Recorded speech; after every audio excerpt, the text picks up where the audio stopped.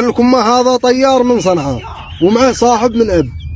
صار له عند صاحب اب هذا قال له اليوم معي يعني ناس امراض من مستشفى المجانين، ودي انقلهم من مستشفى المجانين الى مكان ثاني بالطياره، واشتيك تجي تساعدني. قال له صاحب اب احتزم، ما حزمك المليان جايك.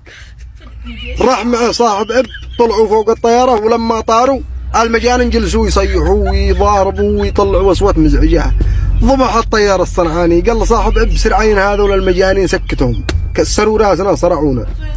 صاحب اب سرح ورجع بعد 5 دقائق وقت الطياره هدوء.